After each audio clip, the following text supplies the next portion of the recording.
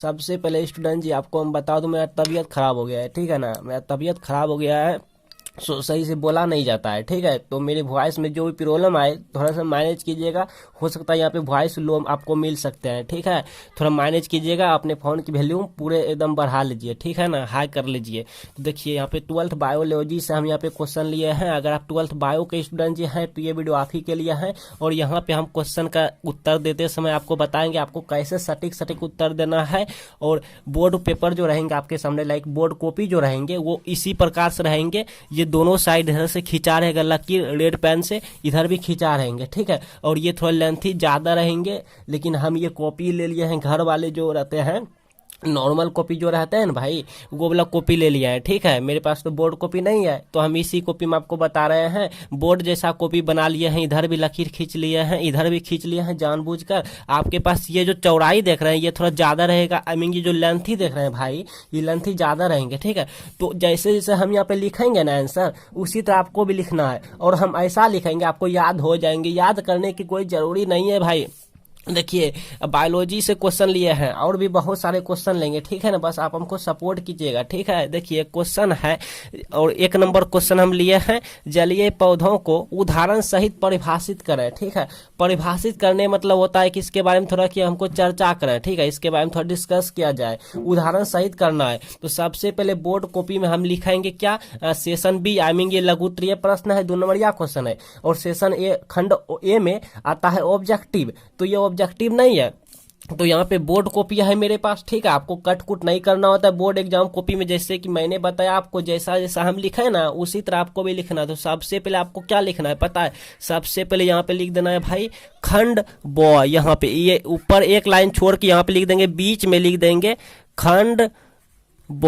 और हाँ बता दूं, मैं जब 2017 में जब बिहार बोर्ड के एग्जाम दिया था तो मेरा भी बायोलॉजी था, ठीक है।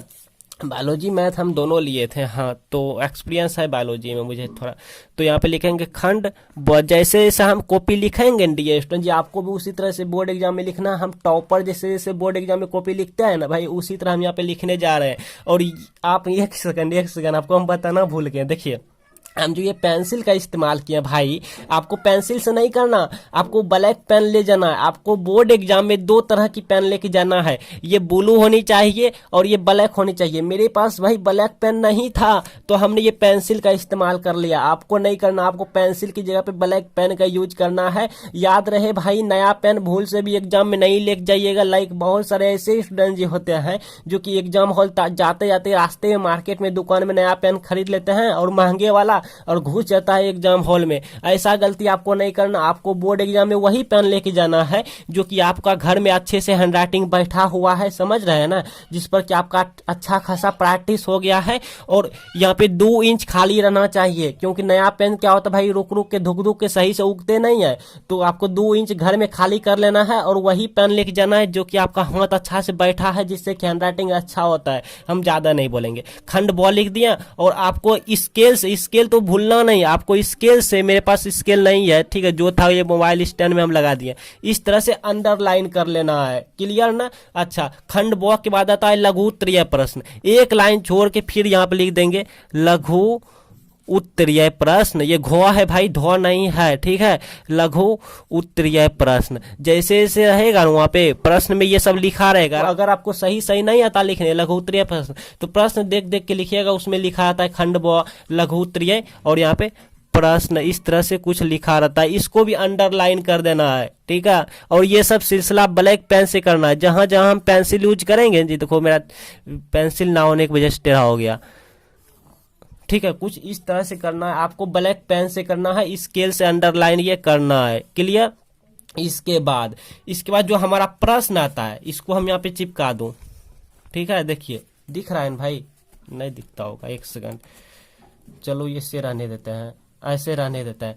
क्वेश्चन है 1 नंबर क्वेश्चन है, जलीय पौधों को उदाहरण सहित परिभाषित करें, ठीक है। तो प्रश्न लिखेंगे सबसे पहले, ये जो लकीर देख रहे हैं लकीर के इस पर में लिखेंगे, यहाँ पे लिखेंगे भाई, यहाँ पे लिखेंगे प्रश्न टॉपर जी ऐसे ही लिखते हैं प्रश्न 1, कुछ इस तरह से लिख देंगे प्रश्न 1। अगर आपको 1 नहीं आता, आई मीन अगर देखिए आपके पास क्वेश्चन रहेंगे, क्वेश्चन में बहुत सारे क्वेश्चन रहते हैं भाई। अब कोई जरूरी थोड़ी है कि हमको 1 नंबर याद ही रहेगा, याद नहीं है तो जो आपको याद है वही लिखेंगे प्रश्न नंबर 2, 3, और जो आपको याद है पहले आप बोर्ड पेज में उसी को लिखेंगे। क्लियर ना भाई?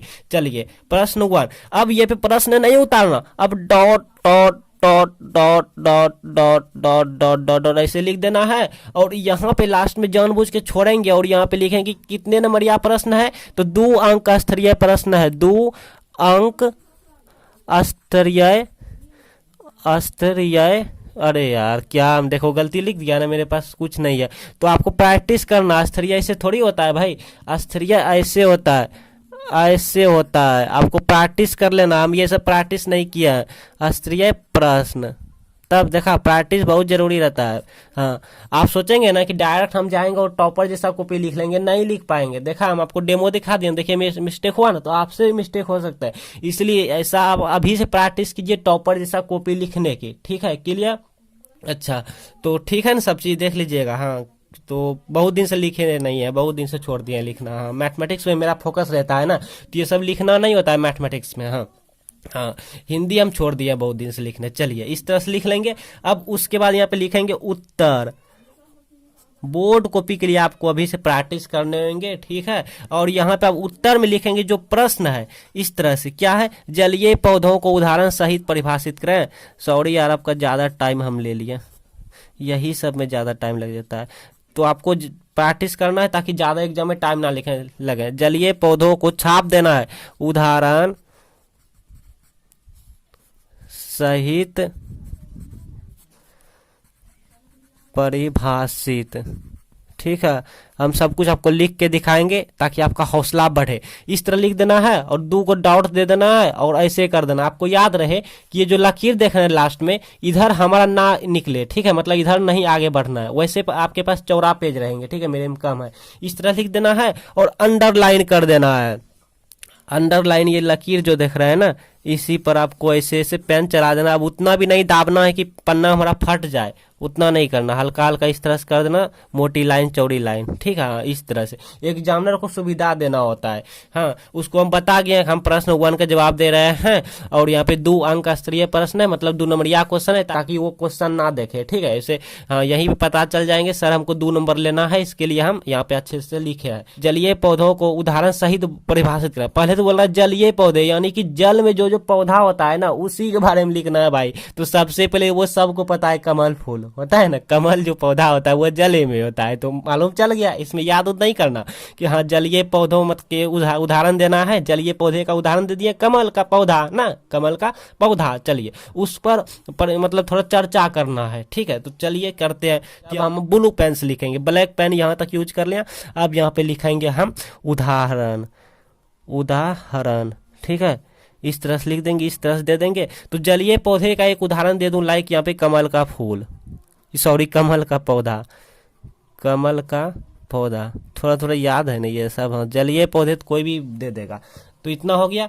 अब इसके बारे में थोड़ा उदाहरण सहित परिभाषित करना है। उदाहरण तो दे दिया, 1 नंबर हमको यहीं से मिल गया, अब परिभाषित करना है। तो कीजिए, परिभाषित कीजिए, कीजिए, इसके बारे में थोड़ा चर्चा कीजिए, अपने मन से लिखिए, कुछ कुछ लिखिए कि यह जल में, यह जल में पाए जाते हैं ना, यह जल में पाए जाते हैं, जले में ना पाया जाता है जी। देखिएगा आपको यहाँ पे स्क्रीन हम लगा देते हैं, स्क्रीन यहाँ पे देखिए लगा दिया है। कमल का पौधा, यह जल में पाए जाते हैं, यानी विकसित होता है, मतलब जले में सब कुछ इसका कहानी होता है, यानी विकसित होते हैं। विकसित मतलब बनना हो गया एक तरह से। हाँ विकसित होते हैं, आपको भी इसी तरह से लिखना है बोर्ड कॉपी में, ठीक है? होते हैं, फिर कोमा दे दीजिए। थोड़ा और इनके बारे में लिखिए कि इनका तना जो होता है वो लंबा होता है, इनका तना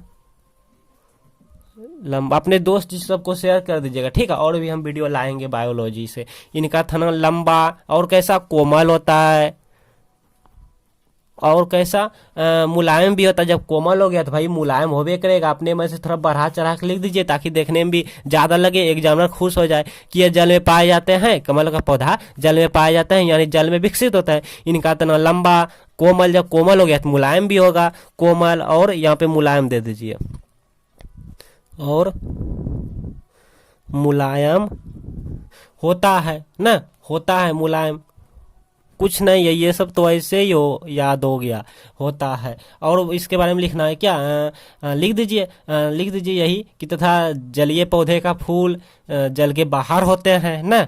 जलीय पौधे का फूल यानी कमल का पौधा का जो फूल होता है, जलीय पौधे हम इसी को मान लिया, यानी कमल के पौधा का जो फूल होता है वो जल के बाहर होता है, सबको पता होता है। ठीक है, फूल दो तरह का होता है, एक होता है उजला यानी सफेद कलर का, एक होता है गुलाबी। ठीक है, तो हम सफेद वाला ज्यादा करके देखे हैं, तो यहाँ पे लिखिएगा, यहाँ पे लिखिएगा क्या, तथा यहीं पे लिख दीजिए